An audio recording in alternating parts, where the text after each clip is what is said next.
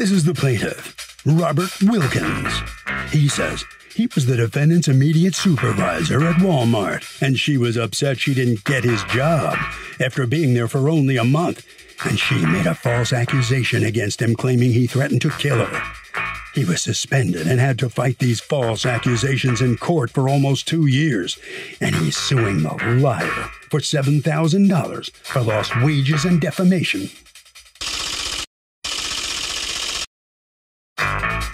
This is the defendant, Beth Ann Barnes.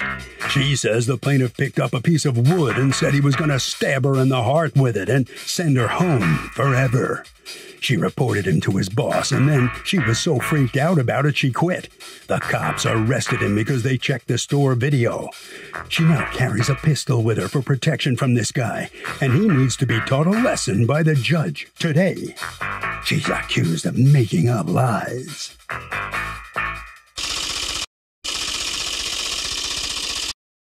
The defendant has filed a countersuit for $7,000 for emotional distress. All parties, please raise your right hands. People's Court is now in session. The Honorable Judge Marilyn Milian presiding. Litigants have been sworn, Your Honor. Thank you, Douglas. You're welcome. All right, Mr. Wilkins, you are suing your former coworker, Ms. Barnes, for $7,000 in lost wages, defamation, and pain and suffering as a result of what you say was a malicious prosecution that she made up. You have counterclaimed against them. Oh, look at that, the exact same amount in emotional distress. Let me hear from you, Mr. Wilkins, first. Good morning, Your Honor. On January 28th, 2020, I was working at Walmart, and I was scheduled to get off at 3 o'clock, but I actually didn't get out there till almost 4. Then when the defendant, Ms. Barnes, came in at 2, we worked together very easily, no problems. How long had you been working together? Approximately 2 weeks. Okay, and there have been no problems before that? No, ma'am. Okay. I was hired at that particular location in December 31st, 2019. That was my first official day. Okay. So my store manager just said, "You have more experience on this side of the store. I'm just going to put you over this area," and that area was sporting goods and automotive. Okay, and is it your impression, because I read this in your complaint, that she had wanted that position? Where do you get that from? She had told multiple people. So gossip? Yeah. Okay. She had told multiple people. All right, so go ahead. The defendant came in at around 2 o'clock. We worked together throughout the rest of the shift. We was behind the counter. I picked up a broken piece of pallet that was probably about 2 foot long, maybe a foot long, that I picked up off the floor earlier that morning to get it off the floor, because it is a safety hazard. So I put it on my counter. I said, I'll take care of that later. We was behind the counter. I'm assuming she was getting the sporting goods keys from me, or I don't know. I can't remember. But I picked up the stick, and I talk with my hands. Like, I'm always like this. So I went home. We continued to work together. I didn't get out of there till almost 4 o'clock. I went home that night, come back the next day. My immediate supervisor told me what had happened, what she's accusing me of, and I was what was she accusing you of? Stabbing her in the heart. Threatening to stab her in the heart, or stabbing her in the heart? Threatening to stab her in the heart. Okay, so I talk with my hands. I had a stick in my hands. Why are you talking with your hands with a pallet in your hand? Well, we were having a conversation. I wasn't like threatening. Were you guys fighting about anything at the time that you were having that conversation? What were you talking about during that conversation? I cannot recall. Did you have any unpleasant words with her about anything at any time? No, ma'am. So just out of the blue, she said you threatened to stab her in the heart with the stick. And you believe that it's because she wanted the promotion that you got. But she had only been working there a month at that point, right? No, ma'am. Oh, she had been working there a while. I want to say 2 years, but at that particular, I don't know. I was only at that store for a month. And yet, when you worked together for the however long time, 2 weeks, did you say? Before that, she never showed any unpleasantness towards you. Yeah, no, I haven't had no problem at all with her. Right. And then those 2 weeks, she didn't say you got my job or you're a jerk or she wasn't mean to you. So there was nothing. So just out of the blue, she said you threatened her like that. All right. Now, what happens, Mr. Wilkins, to you when you come into work? The next day? I came into work. It was a normal day. I had no clue of what was going on. My supervisor told me that this was the complaint that was put against me.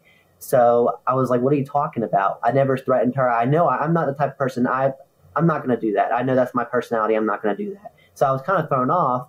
But he was like, just watch what you say, watch what you do. So I was like, okay, whatever. Well, did you say something to her joking, and did she misinterpret it? No. All right. So I assume that since this is Walmart, I know that there have to be cameras absolutely everywhere. So did your boss pull the cameras? They did. Eventually, they pulled the cameras. What'd they see? They apparently saw me waving the stick around. There's no audio to the footage. There's no...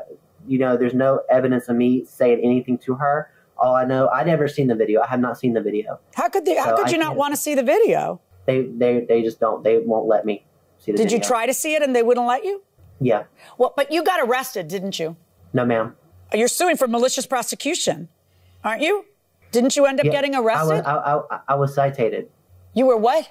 I was cited. Cited. Okay. You were cited. Yeah, cited, yeah. Yeah. You were cited and you had to appear in criminal court, correct? Yes, ma'am. Okay. Yes, ma'am. I don't mean you physically were dragged to jail. I meant you got charged with the crime. So you got charged with the crime, right? Mm-hmm. So yes, ma'am. Did the police see the video? Yes, ma'am. Okay. And I presume, did you have a lawyer in the criminal case? Yes, ma'am. So your lawyer saw the video. So didn't you see the video then? I don't know. I don't think he's ever seen the video. How could he not see the video? It's the only evidence against you. I mean, it's not the only evidence against you, but it's evidence against you. Of course your lawyer saw the video. I don't know if he did or not. Did you ever ask your lawyer, get your hands on the video? You'll see that there's no threat? Yeah, they couldn't. I don't think he's ever seen the video. How can that be? It was a court-appointed lawyer. Well, a court-appointed lawyer doesn't mean anything. They're still a lawyer. They know what they're doing. Yeah. All right. So, Ms. Barnes, let's talk to you. What happened here? Yes, ma'am. Well, let me start with the day before all this. I have one fear, and it is snakes. Well, there was a fake snake by the counter. I saw it. I asked him, I was like, look, I am deathly afraid of these things. They terrify me, even fake ones. I said, can you please move it? Well, he picks it up. I think he's going to move it. He throws it at me and starts laughing. And I was just like, okay, he wants to be funny. He thinks this is funny, whatever. So I go in the next day. I try to overlook what he had done because, like I said, I mean, it terrified me. I'm completely terrified of snakes. I got the keys from him to help a customer. I can't remember what the conversation was after I helped my customer. I was giving him the keys back, and he picks up this piece of pallet wood that looks like a stake. And he comes at me, making a stabbing motion, going, I'm just going to send you to your forever home. And I'm like, excuse me? And I mean, was he trying to be funny then too, do you think? I don't know. I didn't take it as him being funny. No, I know. But my question is, did that just come out of the blue, or had the two of you had words about the snake throwing thing, or? No, I didn't say anything to him. Like I said, I went in. Right. So it's so out of the blue. Do you think he was trying to be humorous again? I don't know, but I don't feel like that is something to be humorous about. No, I agree with you. I'm just asking you if you think that's what do you have any idea why he did that? Because if he didn't do it because you yelled at him over the snake thing, and he didn't do it, so I'm trying to figure it out, but I guess you don't know either. Yeah, all right. Well, I've been trying to figure it out for almost 2 years now. So he takes a stick and he points it at you like what? Like he's fencing with you? Like he's got a knife? Oh, no. He takes it and like he's going to stab me, like you would stab what they show you stab a vampire. Like this. Okay. Yeah. And then he says, I'm going to stab your heart and send you to your forever home. No, he just said, I'll just send you to your forever home. Okay. Making the stabbing motion. Okay. So what do? I turn around and walk away, and I go find my assistant manager, which was his immediate boss. Okay. And let him know what was going on. And what did the manager do? He said that he had already left and that he would talk to him the next day and take care of everything. And then what happened? Evidently nothing, because when I went in the next day, they expected me to work with him, and I looked at him and I was like, no, I don't feel comfortable working with him. I don't feel safe. Okay, and then what happened? Well, they said, that's your only choice. I was like, no, it's not. I turned my vest in and I quit because I was not going to work with them. So apparently it's not your only choice. So you turned your vest in and you quit. I love that. So here's what I want to know. At that point, had anyone at the store bothered to look at any footage? Not that I know of. I know when, after all of it happened, I called my husband because I was a wreck. You know, they wanted me to go work beside this person that had just threatened to kill me the day before. When I called him, he was like, I'll be right there. We live 8 minutes from the Walmart that we were working at. By the time I got from the back of the store to the front doors, my husband was walking in the front doors. Well, he made a little bit of a scene, I'm not going to lie. What'd he do? They were like, he was yelling and cussing and like, I'll take care of this since they won't. I mean, he's 6'3" and about 275 pounds. So he's a big guy. And so one of the other assistant managers was like, okay, we're going to call the cops. And he's like, good, go for it. I want the here. Okay. And they just kind of looked at him like, you want the cops here? And he went, yes, I do. All right. So did the cops come? They did come. There was 4 of them that came. And did they look at the footage on that day? They did. 3 of them went inside, the sergeant and 2 other officers, and 1 officer stayed outside with me and my husband. Once they came back out, they looked at me and said, Miss Barnes, you can leave. You don't need to do anything else. We're handling it from here. Okay. And that's when you got cited with a crime, right, Mr. Wilkins? Mm-hmm. In fact, not only that, Walmart suspended you without pay for a month, right? Yes, ma'am. But you didn't lose your job. No, ma'am. Okay. So if Walmart suspended you without pay after looking at the video. Yes, ma'am. And if the police cited you with a crime after looking at the video, then how am I supposed to look at this and say she made the whole thing up? Well, I mean, the thing is that I don't think my bosses even believed the accusations that were being Then why'd they suspend you for a month? They had to, this policy. If No, the only policy is they suspend you for a month if you do something wrong. They don't just suspend you for a month because someone made up something against you. They get to the bottom of it. And so I know, everybody here knows that before they suspended you for a month, they looked at the video. I'd love to have the video. Let's see. Do you have the video, Mr. Wilkins? No, ma'am. Okay. Do you have the video, Ms. Barnes? No, that neither the police or Walmart would let me get a copy of it. Right. So now that I can't look at the video, I got to look at the actions of people who did look at the video because that was the first thing everybody did. So you have a counterclaim against him for emotional distress, Ms. Barnes. Tell me about that. Well, after the incident, I started having nightmares. I'm in therapy and have been off and on since. I went and got my concealed carry permit. I carry my .38 with me everywhere I go now. Okay. Let's assume for a moment that he picked up a stick and said that to you. Have you ever heard from him since then? No, I have not. And that was 2 years ago? His lawyers or him, somebody sent me a cease and desist letter. But a cease and desist about what? No contact and to quit saying that he was arrested. Since we finished with court, I have not seen him what ended up happening in court, Mr. Wilkins? I was found not guilty. Was there a trial? Yes, ma'am. Did Ms. Barnes testify and the police testify and the police did not testify. I testified, the defendant testified, and I had another coworker testify. And where was the tape on the day of the trial, Ms. Barnes? Do you know? That's the only day the officer did not show up for court. And the officer had been in court how many times before that with the tape? Oh, we had been in and out of court probably 8 times. And all during the pandemic, right? Yes. Why was it continuously continued? I have my guesses, but I have no proof. But COVID was part of it. But what's your guess? That they were a district attorney and judge shopping. Why? Is there a different district attorney and judge each time? Yes. Well, that doesn't make any sense. Yeah. Yeah. All right. And we were moved from courtroom to courtroom. So. Right. Okay. So, Mr. Wilkins, you're suing for $3,000 because Walmart decided to suspend you, which is Walmart's decision, not hers, after they've heard her and watched a video. You're suing for $2,000 for pain and suffering because you had to go to court?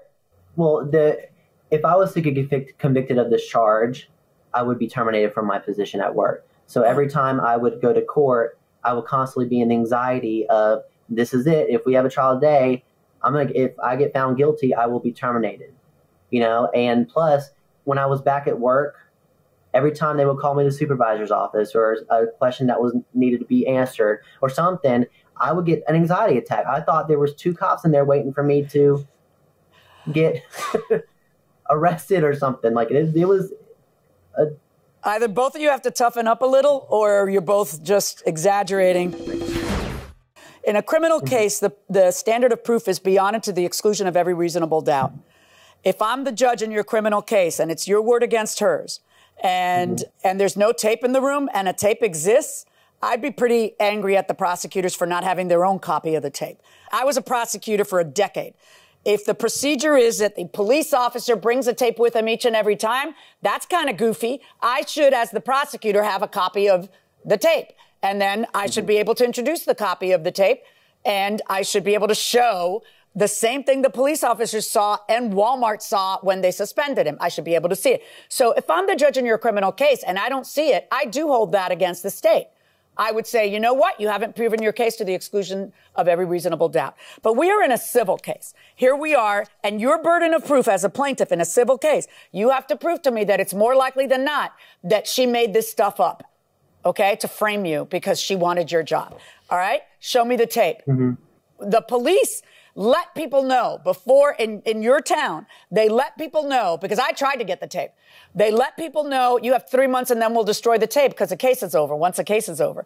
So you are not, Mr. Wilkins, going to collect $7,000 by proving to me that you should never have been suspended by Walmart when they actually suspended you, and you have taken no action against Walmart, have you, Mr. Wilkins? No, ma'am. Right. In fact, you're still working for them. All right. So, and you're also not going to get $2,000 in defamation nor $2,000 in pain and suffering, because you have the burden of proof, even if it's lower than in a criminal case. You have the burden of proving that it's more likely than not that she made the whole thing up. And here you are in a unique position with a lawyer to ask for the tape, to have it, to exonerate you, and somehow I don't have the tape. All right. Your counterclaim, which I think you only filed because he filed a claim against you because you were on your merry way and over this, right? Yes, ma'am. Right. Your counterclaim against him, where you say, I am so scared of this that I got a concealed permit. I mean, at worst, what we're talking about is someone who took a stick and made some stupid comment, which if he did it and it shows in the video he did it, I'm still thinking he just is an idiot and thinks that's funny, just like the snake throwing. Why are you nodding? You said you didn't threaten her, and yet you're nodding while I said that. Sorry. Right? No, because see, I know what happened. He's an idiot, and he shook it at you and said something stupid. That's why he's nodding, because he lied to me before when he said he didn't do anything. I know that's what he did. He thinks it's funny. It's not funny. It's not. No, I got to be in therapy for 20 years unfunny, but it's not funny. But you're not giving me evidence of $7,000 worth of emotional distress. It's not just that someone from North Carolina got a carrying concealed firearm permit and got one, which is easy in your state. It's not that hard to do. And it's not, I know I have a house in North Carolina. I love North Carolina. I'm not criticizing North Carolina. I'm just saying it is not one of those states where it's really hard to do. Okay. That is not evidence worth $7,000. Show me the therapy bills. Right. Show me something. You're not showing it to me. 0 on your case against him. 0, Mr. Wilkins, on your case against Ms. Barnes. So in these competing $7,000 lawsuits, nobody prevails. Nobody gets anything. Mr. Wilkins, you're the plaintiff. You brought this case into court. Number one, how do you feel about the judge's verdict? What's your reaction? Well, I mean, I respect it, but at the end of the day, I don't know what kind of emotional distress I caused her, because she still shopped in that store several times and, came near my department. If someone threatened to kill me, I'm not going to shop in the store where they work at. I will go out of my way to go somewhere else, but... Has there been any lasting effect on you? I mean, you're still working at Walmart. You're still there. Anybody say anything to you about it or what? Well, I'm in a new location. I transferred to a new location in a new county, so I don't have anything to do with that county anymore. All right, Ms. Barnes, let me talk to you. Same thing here. You didn't have enough evidence to convince the judge you should prevail in your $7,000 suit against him. How are you doing now? It's been a year now. Are you still scared? Almost 2 years. Well, he's not there anymore, so, that's good that I don't have to look over my shoulder every time I go in. But yeah, I'm good. You lost the case, and I'm sorry, but that's the way it goes. Good luck to you. What a story, Harvey. So, Doug, the plaintiff here got nothing for malicious prosecution. Let me tell you just what that means. Malicious prosecution means not only that there was absolutely no basis for somebody to sue somebody else, but that it was motivated not just partly, but solely by malice. That's why they call it malicious prosecution. That is a very high standard to meet, and that's one of the reasons the plaintiff got Zippo. Marilyn, are you a good flyer? And tell us a little bit about your experiences flying.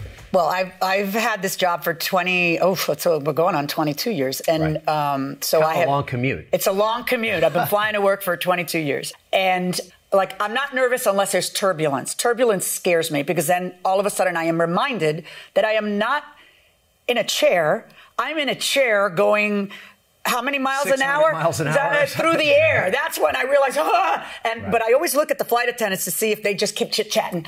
Like if I see their face nervous, then I am awful. As long as they're calm. It's right. Like, if they're calm, then I can stay calm. Can't be that bad. I'm constantly peeking to see how the flight attendants feel about it. How many miles have you flown just on American Airlines? Do you know about how many? Yes, just on American. How many miles? And I had flown Eastern for years because I also had another commuting job at Harvard Law School years from Miami ago. to Harvard Law School. We went on our honeymoon on my Eastern commuter flights. But first time I ever sat in first class. Right. Right. In fact, we were so happy that on the way back, we were leaving France. And do you remember the French flight attendant saw us just a little too giddy and said, "Let me see your boarding passes." Papers, please. We don't belong there, right? Because we're happy that we're in first class.